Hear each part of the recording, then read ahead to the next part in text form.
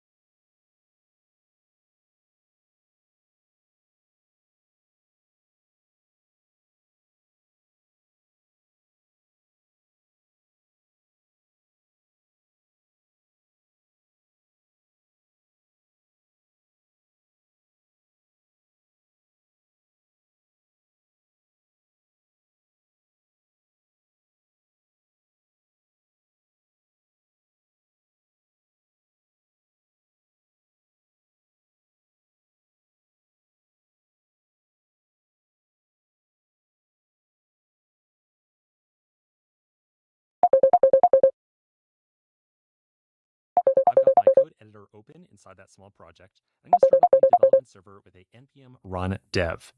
And when I run that, I'm going to be able to navigate to localhost 3000 inside my browser and see the application running. So here it is right here.